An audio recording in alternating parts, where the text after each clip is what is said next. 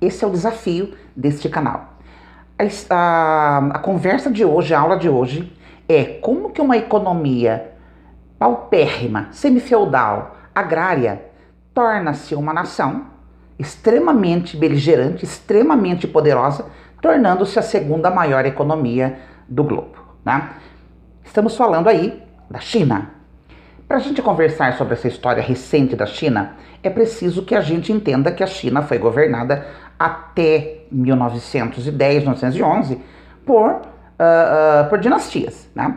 Era em forma de monarquia, aí nós tínhamos imperadores, né?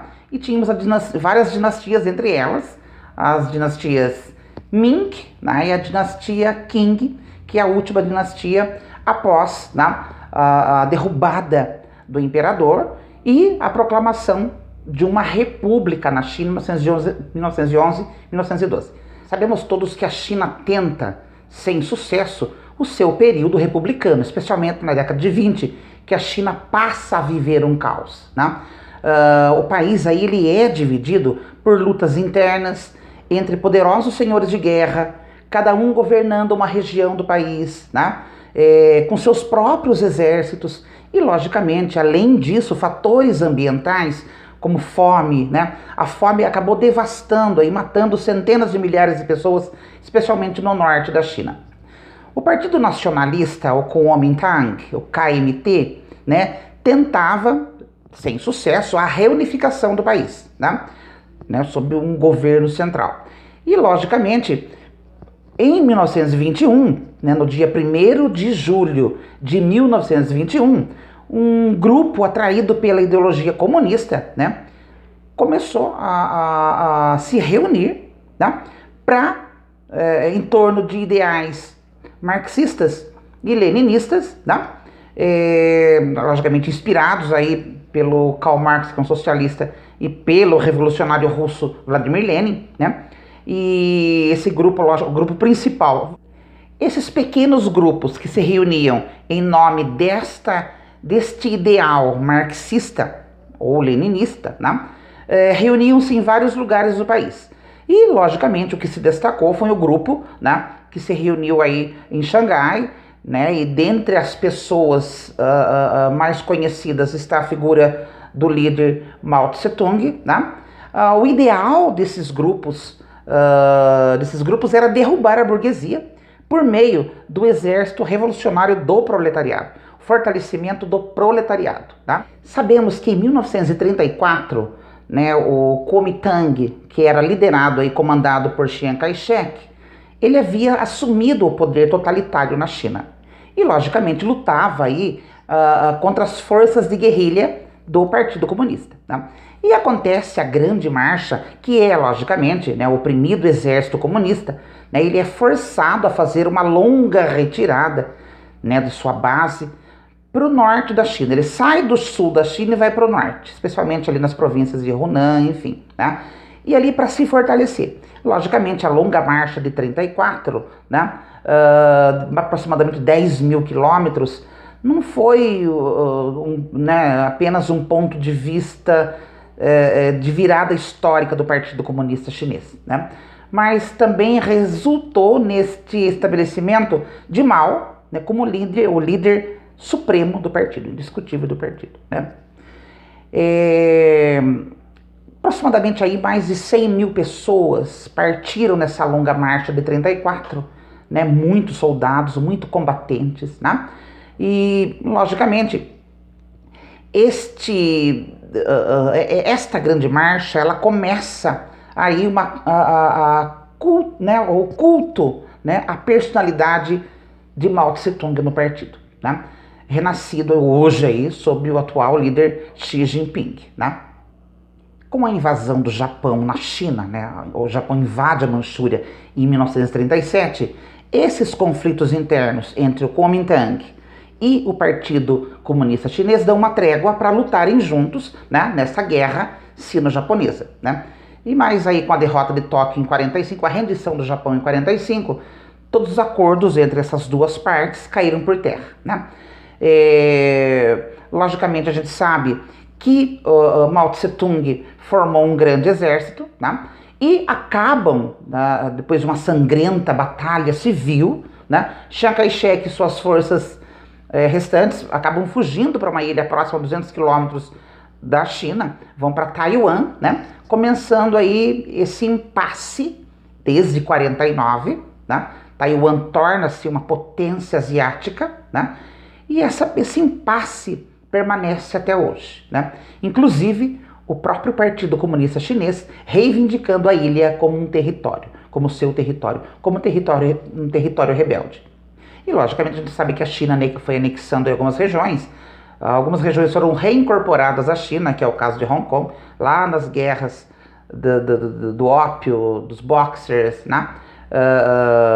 né, no início do século XX, e logicamente territórios, por exemplo, como o Nepal, que foi anexado pela China. E em 1º de outubro de 1949, Mao estava entrando no topo da praça Tiananmen, né, a Praça da Paz Celestial, né, lá no centro da China, na sua capital em Pequim, e anuncia a criação de uma nova China, ou então a República Popular da China. O grande salto adiante de 1958, ele foi desastroso para a China.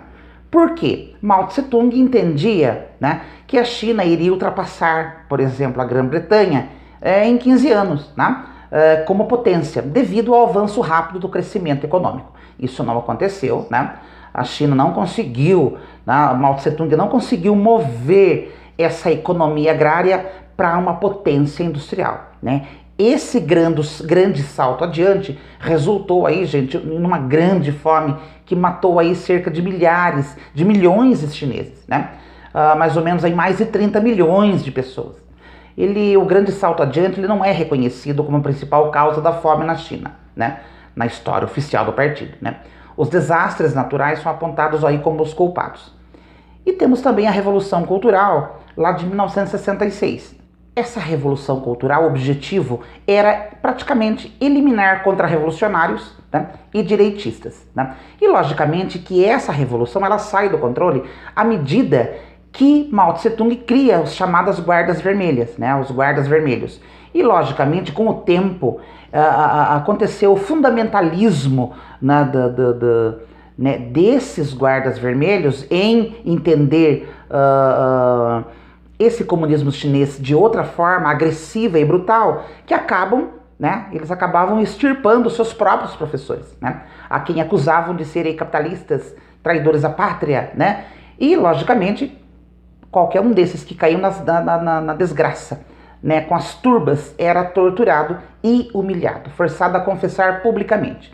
E logicamente outros aí foram trancados em campos de concentração, outros morreram resultado de inúmeras torturas e outros acabaram se matando, né?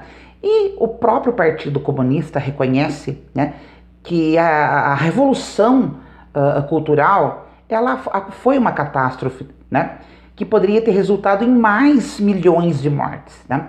O próprio Partido Comunista aprovou em 81, né, uma resolução que diz que a Revolução Cultural ela foi responsável pelo retrocesso mais severo e pelas perdas mais graves sofridas pelo partido, pelo Estado e pelo povo desde a fundação. O que praticamente faz a China, né, das nações mais pobres do planeta, para a segunda maior economia do globo, começa aí em 79 com uma reforma e abertura. Lembrando aí que um veterano do Partido Comunista, Deng Xiaoping, é listado como um dos mais importantes cérebros para essa transformação, né? Essas políticas de Deng Xiaoping, elas levantaram uma questão muito importante para o partido, né? Um Estado comunista pode desfrutar dos benefícios econômicos do comércio e do capitalismo enquanto mantém um controle rígido do poder? Outro destaque importante aconteceu em 1989, eu já falei aqui no canal, né, tem um vídeo, que é o massacre da Praça Tiananmen, né, que logicamente manifestantes exigiam democracia, né, e logicamente o partido praticamente silenciou todos os apelos por democracia e liberdades civis. Em 2001 a China adere à OMC, né, ela começou a ter um crescimento rápido, mas seu potencial era limitado, né, por uma peculiaridade. O país não era membro da OMC. Logicamente, né, depois que a China aderiu oficialmente em dezembro de 2001, a economia do país começou a crescer. Em 2000, o crescimento anual do PIB da China foi de 8,5% e em 2007 havia subido para quase 15%. Passando pelos Jogos Olímpicos de Pequim em 2008, um evento aí, tá? Fruto de um triunfo do Partido Comunista, uma das maiores vitrines do planeta, tá? Deixou perplexos governantes autoritários de todo o mundo por décadas. Né? E, logicamente, outro evento, 2012, é quando Xi Jinping assume o poder. Lembrando aí que o pensamento de Xi Jinping foi incluído na Constituição da China. Xi Jinping é o secretário-geral do Partido Comunista. Tá? Lembrando que o Partido Comunista Chinês fala de uma nova era sobre Xi Jinping, o líder do povo, que pode permanecer no poder indefinidamente após a remoção dos limites aí do mandato do presidente, é o secretário-geral do partido. Nesta pirâmide, a gente consegue evidenciar a estrutura do Partido Comunista Chinês. Olha, lá embaixo, na base, estão aproximadamente 1 bilhão e 400 milhões de habitantes da China. Acima, nós temos aí 95 milhões de membros do Partido Comunista. Daí, logo acima, é o Congresso Nacional do Povo, né, formado aí por mais quase 3 mil delegados. Acima do Congresso Nacional do Povo, nós temos o Comitê Central, formado aí por mais de 205 membros, né? Dentre eles 171 membros alternativos.